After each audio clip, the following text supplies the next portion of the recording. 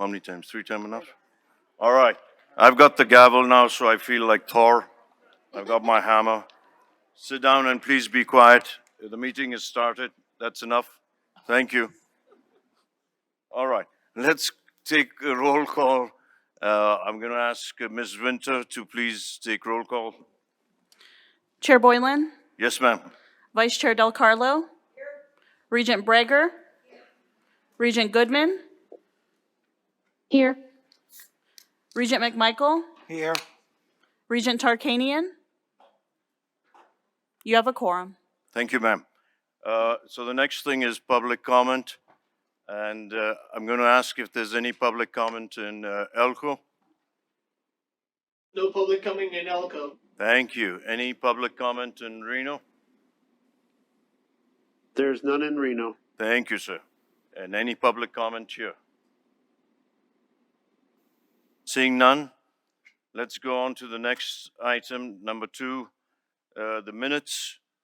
Yes, ma'am. So moved. Oh, thank you. So do I have a second? Second. All right. Thank you, ma'am. So motion was made to accept the committee stuff by Regent Del Carlo and seconded by Regent Breger. Thank you so much. Number 3. Oh, we got to vote on it. Oh gosh, I thought I'd get by that. Okay. Let's, anybody say aye or nay? All in favor, say aye. Aye. Okay, no one's not in favor. All right, thanks. This is my first meeting. I'm enjoying it. All right. So, so what does that mean? So the motion passes. That's what I say. Wow. Okay, I'm good.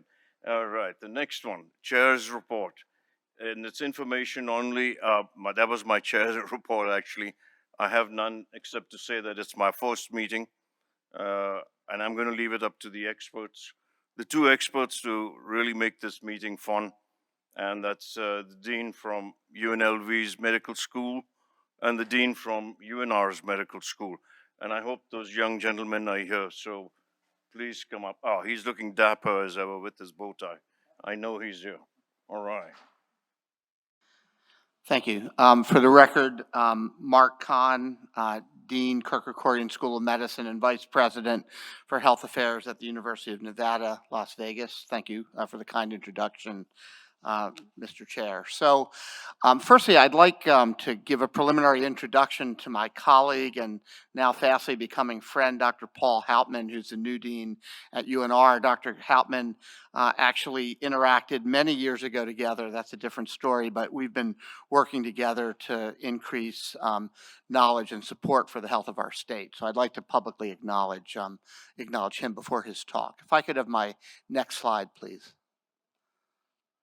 So some announcements. We received at the Kerkorian School of Medicine, we received full accreditation by the Accreditation Council for Graduate Medical Education. That's the group that accredits our residency and fellowship programs. We received full institutional accreditation with commendation.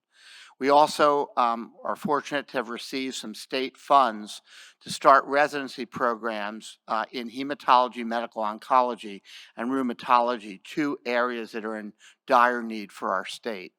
We've, as many people in the room know, the number of funded positions by the Centers for Medicare and Medicaid Services have been frozen since 1997. The current Recovery Act allowed for the expansion of 200 programs across the country per year. We were happy to receive support for 2.5 additional residents per year.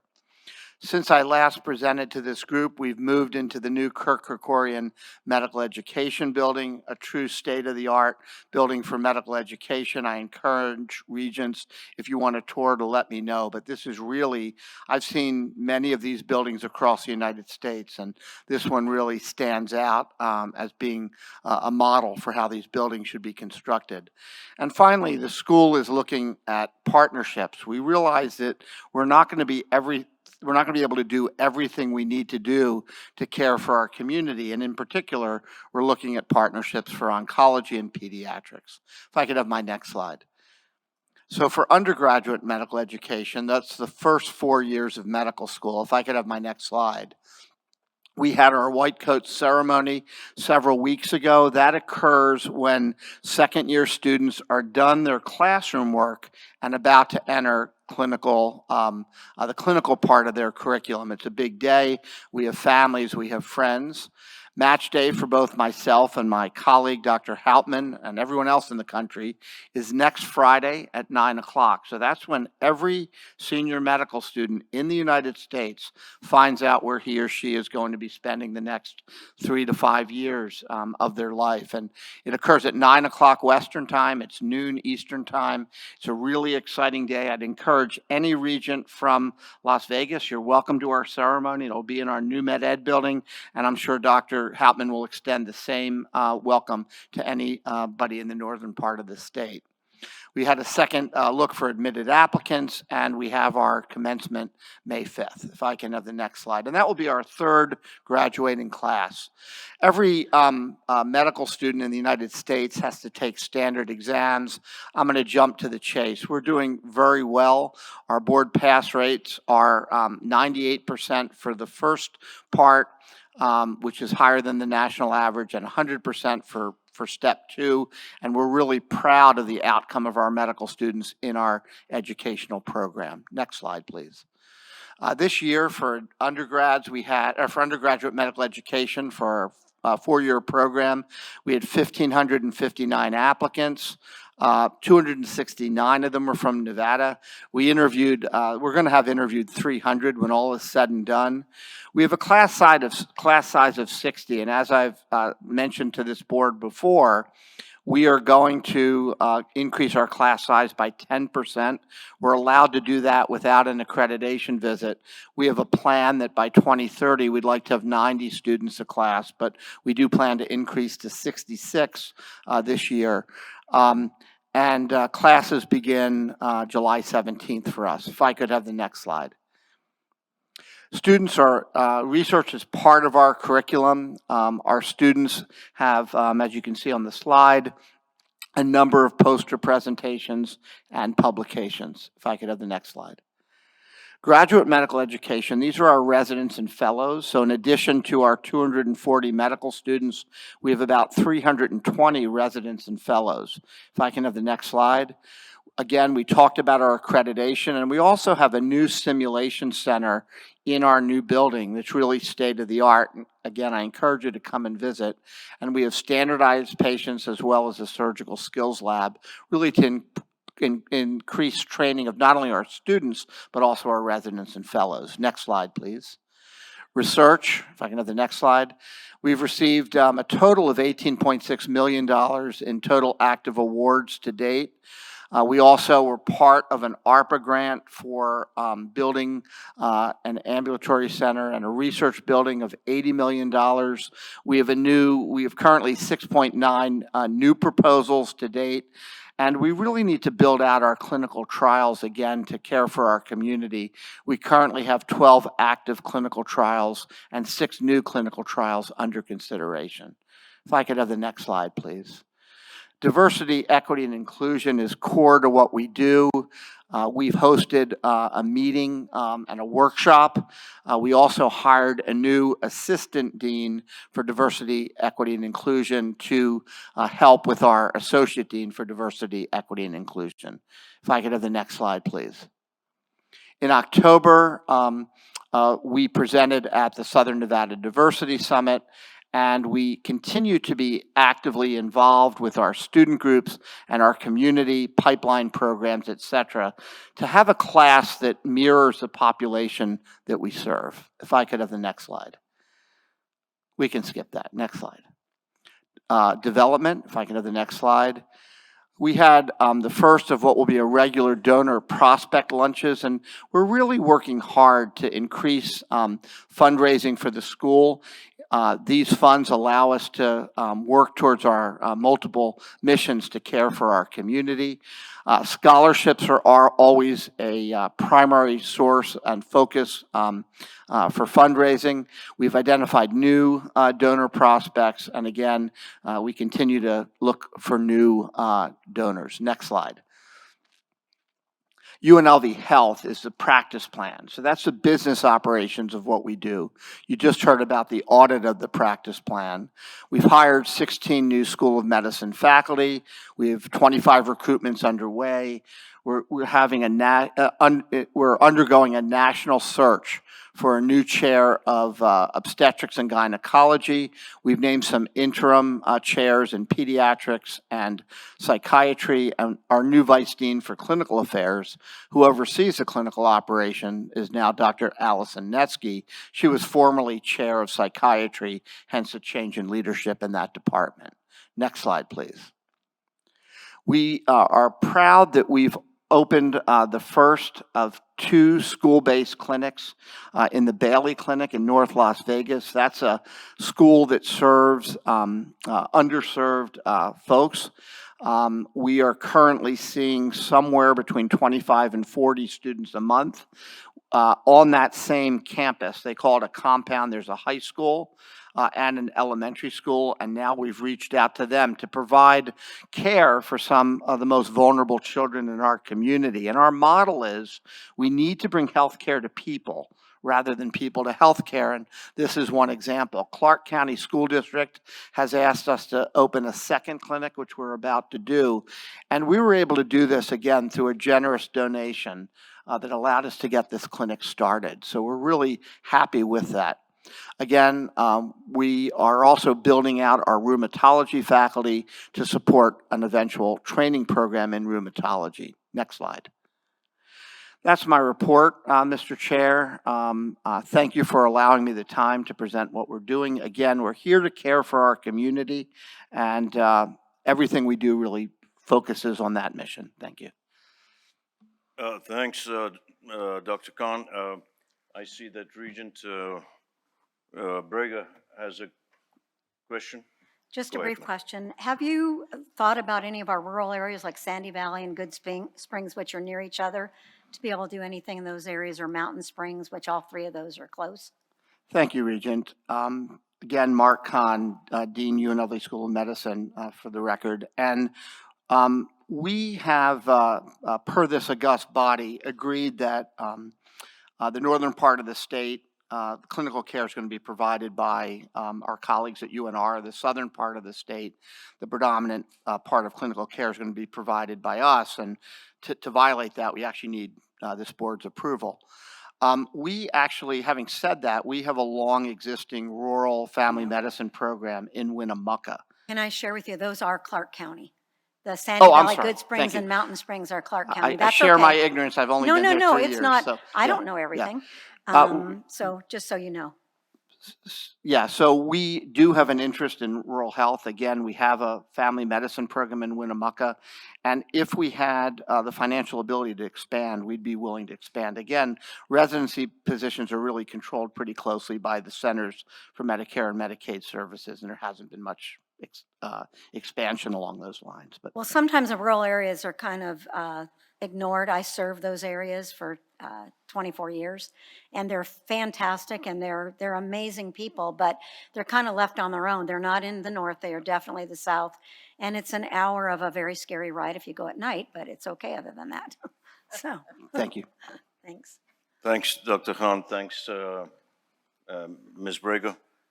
I know that Regent Del Carlo has something. Well, I just have 3 questions, if I may. For the residencies, I know they're going to be announcing that, but is it true that there's more medical students than there are residencies? No. Yeah, so Mark Kahn, for the record, Dean, UNLV School of Medicine. If you look nationally, there are more residency positions than there are graduating U.S. seniors, both allopathic as well as osteopathic.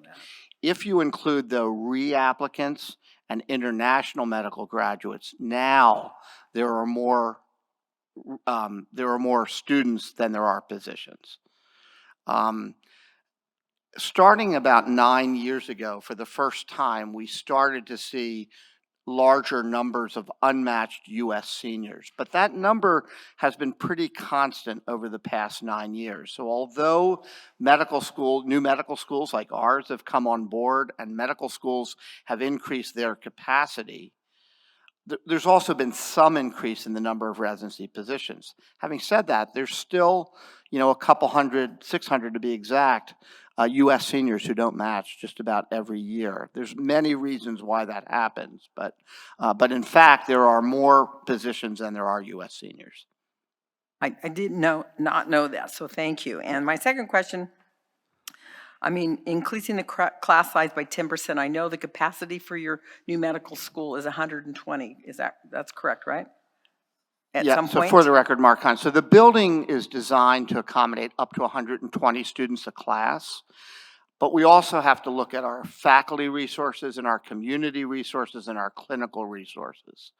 So to go to 120 is going to require resources that right now don't exist in our school and community. So we do have a request for state money, as you know, to increase our class size to 90. To go to 120, though, is going to take additional resources that right now we don't have. And what we don't want to do is we don't want to have a class size that's too big for the resources that we have to adequately train them. So the $90 million then that the governor has proposed in his budget would help that to increase that class size to 2030 by 10%? Is that what the $9 million is for? For the record, Mark Hahn, it's $9 million. I wish it were 90, but it's not $9 million. But for the record, anyway, Mark Hahn, for the record, that would go to increase faculty, staff, and the support that we need to go to 90, to go from 60 to 90. Okay. Yeah. And my last question, how are clinical trials funded? For the record, Mark Hahn, clinical trials are funded in a variety of ways. They're funded sort of privately through the pharmaceutical companies themselves. And that's really the primary way that they're funded. So when I say we want to grow clinical trials, that provides potential drugs to our community that may not otherwise be available. It allows us to take better care of our patients. It helps fulfill our research mission. It gets our faculty, our residents, and our students involved in research, which is important. And it does bring some revenue to the investigators, some support for participating in these trials. Thank you so much, Dean Thank you. Kahn. Thanks, Regent Del Carlo. Any other? Yes, ma'am, Regent Carvalho. Thank you, Mr. Chair. I have one comment. Congratulations on the partnership with CCSD. I think that that's very important and a pathway to better health for our community. And I think the start of some great relationships. So thank you for that. I have to wonder, on your page that shows the performance on the step 1 and step 2 classes or tests, it looks like one didn't pass. What kind of supports do you give those students who don't pass each of the steps? Thank you. For the record, Mark Kahn, Dean, UNLV School of Medicine. So the numbers that I show you, Regent, are first-time test takers. So they have another opportunity to take that again.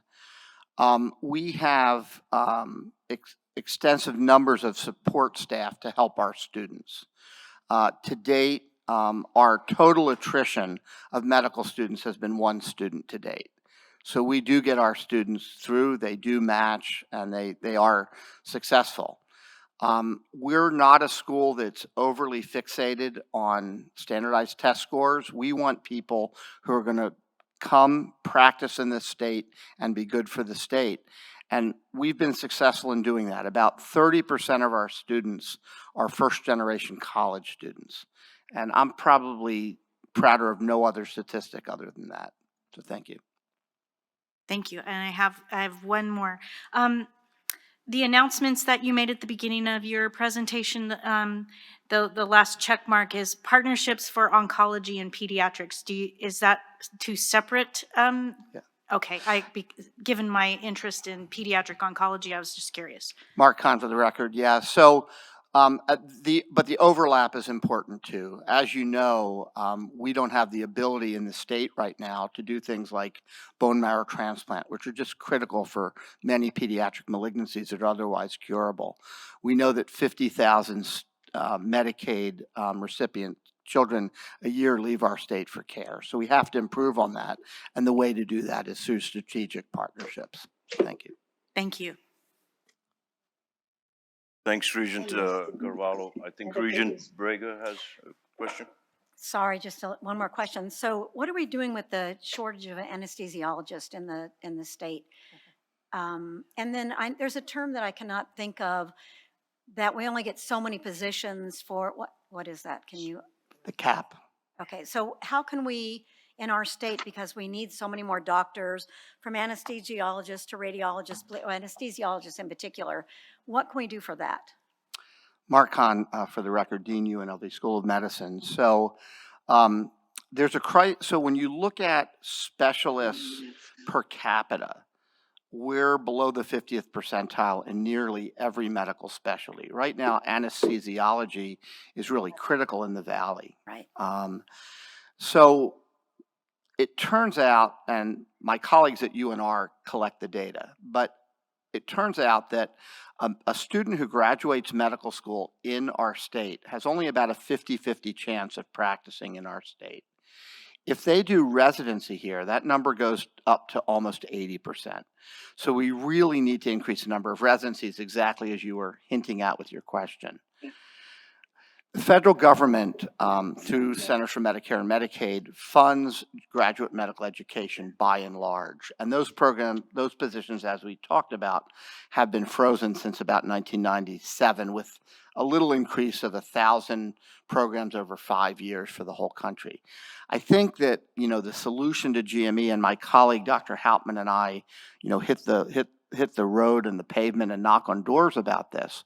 We really need to look towards the state to support GME so that we're able to move into some of those areas that you talk about, and also so that we're able to expand some existing capacity. The state has supported GME. Dr. Hauptman and I just think they need to do it. We need to do more of it, because we're not going to get federal sympathy. I just don't think that And that's gonna happen. and I'm probably just a little dangerous. I serve on Southern Hills as a vice chair of the board of directors. So I just ask these same questions to them. And with the GME being such a low number, how can we actually, is it our federal delegation? How do we as a board that is looking for all types of components, now that we have a hospital, we have a medical school in Reno and a medical school here, but it's still not meeting the needs of what our state needs. And I don't want to belabor questions, but because I'm happy to meet with you. But how can we get to the GME number so that they can stay here? That's part of the problem, is they can't stay because we don't have the adequate numbers. Am I allowed, Mr. Chair, to have my colleague come up, because I don't want to steal his thunder? And if it's better for me to make an We've appointment. been working together. Please do. Yes. Good. This is a common issue, and I don't want to steal his thunder. Okay, thank you. Good afternoon, Paul Hauptman, UNR Med Dean. This is a problem that's not just for Nevada. It's Right. for a lot of states with a lot of rural communities, and the federal government is unlikely to come to the plate. During the COVID crisis, there were 1,000 new slots that were approved, 200 a year times 5 years. That was the first increase since 1996. And there's not a lot of hope that there'll be some additional slots. That said, just this week, Senator Rosen put forth or co-sponsored 3 bills in the Senate to try to improve the climate for graduates who have loan repayment issues, so that they can serve the state of Nevada and other states and get accelerated loan repayment as a result. So would it, I apologize, just to follow up on that, would it help for us as the Board of Regents to reach out to our federal delegation or meet with them, because this is not new. This has been going on for years, and I understand, I'm sorry for the other states, but we care about ours. So how do we make that happen? For the record, Mark Kahn, to put things into perspective, when you look at CMS-funded spots, our state has 404. Compare that to California that is over 9,000 and New York that has over 16,000. So that's the perspective. I'd argue we're a very different state now than we were in 1996 when the law was actually passed. We only had one medical school then and a much smaller population than we have. So my answer to that question is any pressure that we can get to increase the number of residency spots for this state are critical for us to take care of our population. Paul Hauptman, UNR Med Dean. I would also say we have to be creative in terms of funding. State funding, philanthropy, and other sources can help build programs. That's how we're building our new pediatric residency program, for example, without federal support. And then just one last thing, and I apologize, but even our School of Nursing, what's happening is because we can't get them out there quick enough, hospitals are now creating schools of nursing so that they can create their own and have them have a 3-year commitment to be able to meet the need of our state and for Clark County in particular. So thank you. I mean, you're welcome to say something, but I just think that we as a group of regents that care about our whole state, if we need to reach out to our delegation, I think that's really important. Paul Hauptman, UNR Med Dean. I would just add that recently Renown Health has provided a large number of scholarships to the Orvis School of Nursing at UNR to increase class size and therefore the supply of nurses. Thank you so very much. I appreciate the answers. Thanks, Regent Braga. I'm so glad that you have all those questions and knowledge. Before Dr. Khan, if you don't mind, can I ask you one question because you mentioned it? I'm going to say, and here comes our newbie with the tie on, and he looks dapper, so that part I forgot. But I'm going to go back to you. You mentioned it, and I kind of, you know, my heart's kind of hurting right now because I'm thinking if you're taking on people because you have to based on whatever the minority need is, the political correctness. I don't want someone who doesn't know what they're doing, but they got in just because they were a special group to be messing with my heart or with my brain, especially my brain. But how does that work? Do you weed them out if they aren't capable? And why are we doing this? I can see it when there's a college job. But what you guys do, it scares me. For the record, Mark Kahn, Dean, UNLV. So firstly, Regent, Mr. Chair, we never take an unqualified applicant into our school. And that's evidenced by the fact that since our inception, we've only had an attrition of 1 student. The thing of it is that the folks with the highest scores in the class don't necessarily make the best doctors. And what we need is the best doctors for our state. Additionally, we know that there are great disparities in healthcare, and this becomes a moral issue. And we know that people have better outcomes with doctors that are like them, whatever that means. You might both like the New Orleans Saints, whatever it is. So we need to train a group of very competent people who are able to take care of a very diverse population so we get the best outcomes that we possibly can. Oh, thanks, Dr. Khan. That's impressive. Just 1 student. Wow. Yes, sir. The newbie, Dr. Hoffman, go for it. Would you like me to present? Please do. Yes. Thank you, Paul Hauptman, Dean for the University of Nevada School of Medicine, and I'd like to thank Regent Boylan for the introduction and also for straightening out my tie in the hallway. I'd like to thank Dean Khan as well for his kind words. If I can have the next slide, please. So very briefly, I'll review, if I can have the next slide. Admissions, medical student research, our PA program, philanthropy, some recent basic science awards, the affiliation with Renown, an issue related to the Elko Rural Residency Track, and 1 issue related to a recent audit. If I can have the next slide, please. This slide was created in January of 2023 about the UNR Med class of 2027, and I have some updates. We received over 1,600 applications, 666 secondaries. We interviewed and reviewed 322 and offered 82 slots to the incoming class. 78 were accepted. We expect some attrition there to reach our number of 70. 9 acceptances from out of state and 69 from the state of Nevada. I'd also just like to mention Match Day again. If any of the regents are in the Reno area, it's at 9 a.m. at the Atlantis. I would suggest getting there before 9 a.m. because all those envelopes will be opened precisely as the clock hits 0900. If I can have the next slide, please. In terms of medical student research, which is really an important part of our educational mission as well as a research mission, the Office of Clinical Research has provided some microgrants to students, and as you can see, there's been an impressive growth in the number of students who have been funded for work between their first and second year. We'd love to see that number go up even higher. And two of the residents have received research awards totaling $50,000 for investigator-initiated research projects. If I can have the next slide, please. As you know, UNR Med also has a PA program. 3 cohorts have now graduated. Just an update on the incoming class of 2025. There were over 600 applications as well for the PA school.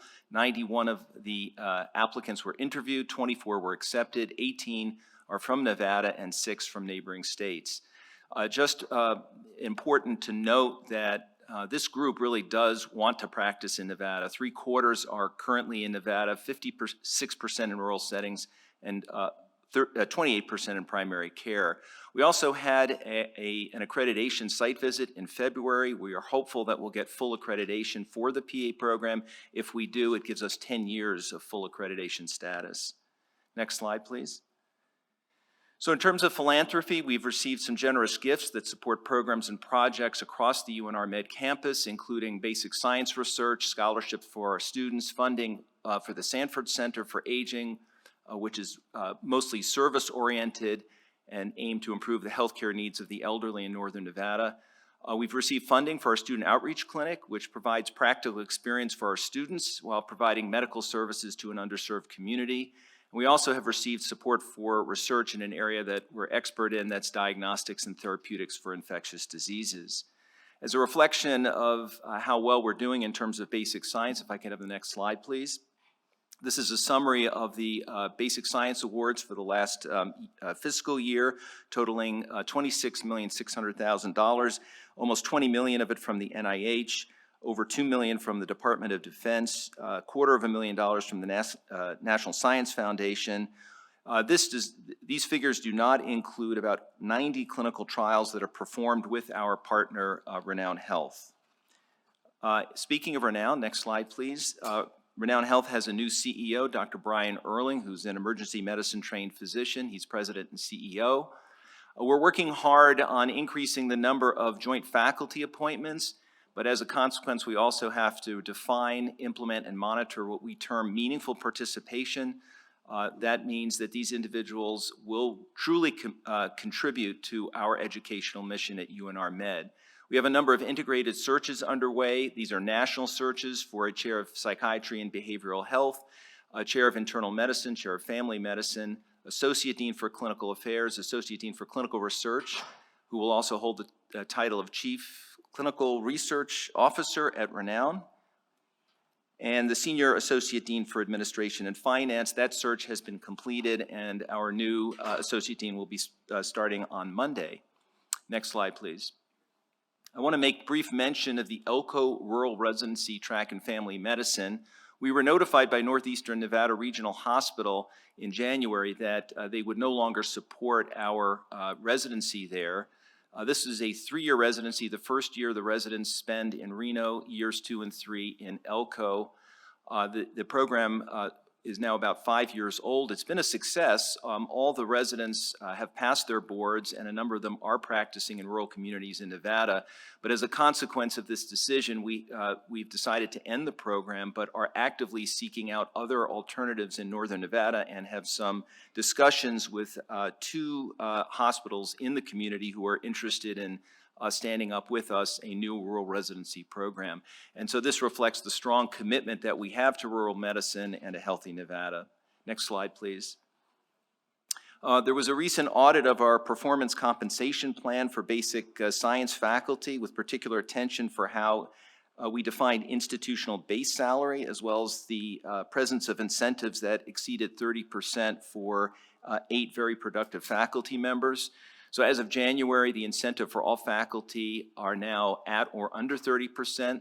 We've made appropriate adjustments in institutional base salary.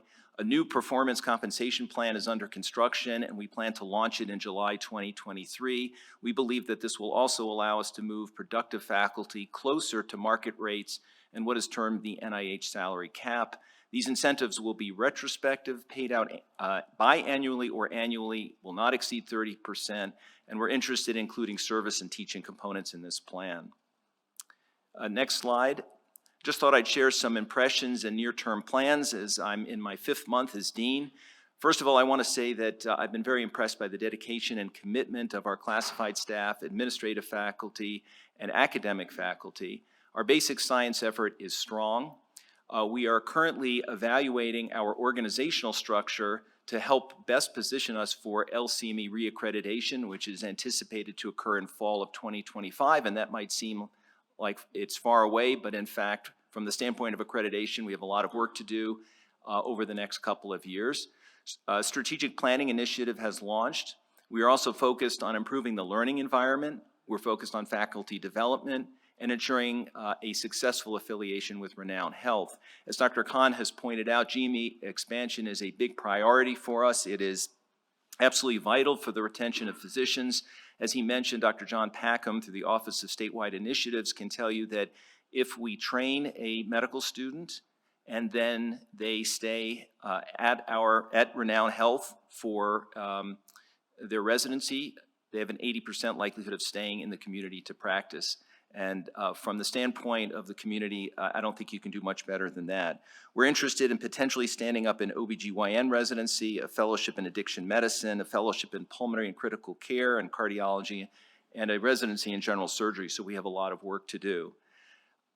Final slide, I just wanted to share here are 3 of our students in another snowstorm as they worked in a rural outreach clinic in Silver Springs. Thank you very much. Thanks, Dr. Hoffman, and since you're new, don't say Nevada, say Nevada, but you didn't do it, but I'm just warning you. Oh, I've been warned plenty by President Sandoval on that, so I certainly hope I fulfilled that mandate today. Right, so Regent Brager has a question, but before I let Regent Brager ask a question, you went over that slide, you and I talked about the residency thing at Elko. I'm still lost. What happened there? Can you tell us some timeline? Sure. Paul Houtman, you and our med dean. The situation in Elko was complicated because you had multiple parties that were part of the agreement. You had Renown Health, you had the county, you had Northeast Nevada Regional, and you had Nevada Health Centers, all looking in on this program and contributing financially to it. But the largest contribution came from the hospital. The decision was a corporate decision made to withdraw funding for the program. I will say on the positive side, we've been in discussions with them, and we will still send our medical students to Elko. We will still be able to send internal medicine residents to Elko to have a rural medicine experience. And there seems to be a willingness to allow some of our family medicine residents as well to rotate in Elko. It's just that having a residency program that lives in Elko won't be happening going forward after June of 2023. So it was a decision by Renown? No, this was a decision by Northeast Nevada Regional Hospital and their corporate owner. I see, thank you. Ms. Brager, please.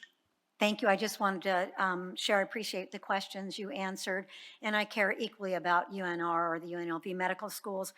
Has there ever been, and obviously I've watched things, but only spent the last couple of months, because of the northern rural areas are so much greater than down here because our 3 they're about 50 minutes away or less. Have we ever thought of figuring out how we could have a medical bus or something that, students could be on and then they go out to those rural areas and they're able to visit certain ones, and maybe there's someone that would like to donate something like that? Paul Hauptman, UNR Med Dean. Right now, the students have to provide their own transportation. I will tell you that when I was a fellow in New York City, one of our rotations was at the Bronx VA, and there was a shuttle bus that we got on every morning and a shuttle bus we got on every evening. We don't have that capacity right now to do that.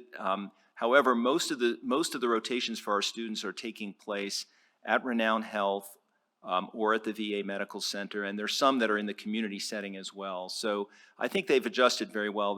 Most of our students have transportation available to them. But we don't compensate them? We do not. Oh, you do not for that, okay. All right, something just to maybe consider for the future. Thank you, sir. Thank you, Regent. Thank you, Regent Breger. Dr. Hartman, anything else you could share with us? Paul Hauptman, UNR Med Dean. Again, thank you for the opportunity. Thank you for coming to the States. Appreciate it. Thank you so much. Any questions from anybody? Yes, I think Chair, I'm thinking Vice Chair Escada has a question. Go ahead, sir. Thank you very much. Thank you very much, Chair. Dean Hoffman, Dean Kahn, both, thank you very much for both those presentations. I know Dean Kahn touched upon increasing the enrollment. One of the items that I would love to hear from you on our med is increasing the enrollment there, in addition to the PA program. If I remember correctly, PA program had about 1,600 also, about 1,600 applicants. Was there only 25 admissions? 24, thank you very much, Regent Carlo. So that's a statistic that needs to be increased.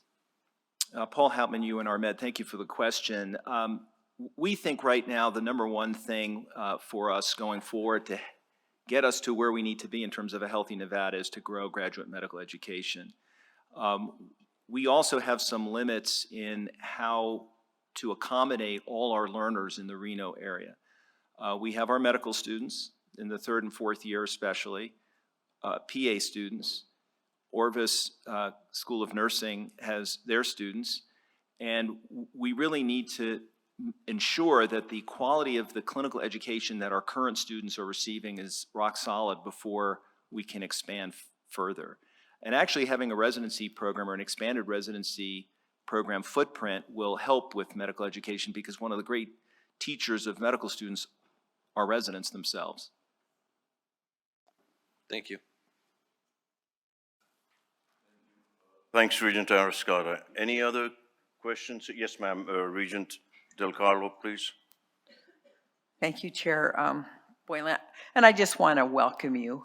I'm so glad you're with us. I'm sorry I couldn't make it to your reception. I think I was out of town, and Reno's my hometown, and I hope you love it. And if you ever need a resource, give me a jingle, because my family goes back to 1907 there, and I got a pretty good pulse on the community.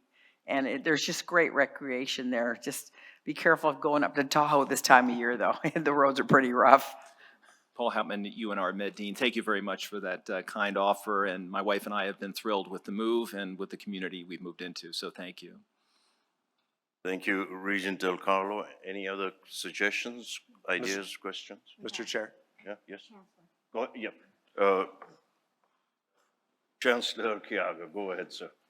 Thank you, Mr. Chair. For the record, Dale Urquiaga, Acting Chancellor. I just wanted to be responsive to the questions and comments about graduate medical education. Give you 2 bits of information, a commitment. Vice Chancellor Abbott is tracking this meeting in the North, so she will record this for me, that I'm agreeing to do this. We do maintain a lobbying firm in Washington, D.C. Maybe the Regents do not know that. So I will work with the deans to talk to our firm about how we might support the delegation, whether that's through a letter or in other ways. We work with the delegation very closely. So my commitment to you is that we would do that. Second, the CFO Klinger informs me that the governor's current budget includes about $8.5 million flowing through the Office of Science, Information, and Technology for graduate medical education. I think the state has committed about $24 million over recent years. And so as the deans have been in the building, I have seen them there with their students working on that very issue. And so I just want the board to know that they are there and they have the commitment from my staff and your staff to continue those conversations. We are approached, golly, probably weekly, about ways that the legislature can fund nursing, mental and behavioral health, physician's assistants, graduate medical education. So there will be, before the end, a conversation about funding in this space. And so I wanted you to know that your deans are already working on this, and they have my commitment to continue that effort, both federally and in Carson. Thank you. If I may, Regent, make a brief comment. Paul Hepman, you and Ahmed. Please do. Certainly appreciate those comments. What Dean Kahn and I have been pointing out is that to truly build GME, you need a runway. If the funding is available today, the earliest we could stand up a new residency program, absolutely earliest, would be July of 2025. And we need to prove sustainability of funding to the main accreditor of graduate medical education, the ACGME. There is an economic argument, in my opinion, to make for expanded GME. Improving or increasing the physician supply in the state is important if we're going to attract new businesses. When they come to the state, they're going to look at education and they're going to look at healthcare. And so we really need to step up. We are ranked between 45th and 50th in the supply of general surgeons, primary care physicians, and a whole host of other specialties, and that's just unacceptable. Thanks, Dr. Hoffman. Thank you, Chancellor Urquiaga. Miss Regent Del Carlo, go ahead, please. Thank you. And just to echo what you're saying, Acting Chancellor Urquiaga, I know at the governor's budget, he has proposed a $5 million for a formula study, but I don't know if it's incumbent upon the board or if it's through your lobbying, or I don't know what the process is, but I really think it's more than just the formula. It's the entire financing and a study of all of education, how we do it in Nevada. It's the formula is a piece of it, but we need a funding study, and it would bring out everything that you and Dean Kahn just talked about. And it's key to our state. I mean, the state has really grown, and we have just not kept up. And I don't want to be 45th to 50th. And I don't want to have to go to the hospital and need surgery and be worried about not having an anesthesiologist. I don't like pain. So, I just, do you have any comments there? I mean, are they going to look at a complete funding study and not just the formula? Thank you. Thank you, Mr. Chair. Through you to Regent Del Carlo, Dale Urquiaga, Acting Chancellor, for the record. So the short answer is yes, you'll like the report tomorrow. I'll report at the legislative update, just in the interest of time this afternoon, because I stand between you and a cocktail, I'm sure. Thank you, Regent Del Carlo and Chancellor Urquiaga. Regent Del Carlo, did you have another? Does anybody else have any suggestions, ideas? Please come up with some, because I want to keep this a wee bit longer, so I like it. So anybody? No? Nothing? Huh? Buy one? No, that's no fun. Okay, that's Thor's hammer. So the next thing is new business, right? So it's new business. I open it up to all the regents who are present and not present, or whatever you say. No, all the regents, okay. Whether they're on the committee or not on the committee, that's what I'm meant to say. No? Nothing? You want me to give this hammer up? Okay. Public comment. Any public comment up in Elko? There is no public comment in Elko. Thank you, sir. Any public comment up in Reno? There's none in Reno. Thank you, sir. Any public comment here? I see no public comment, so this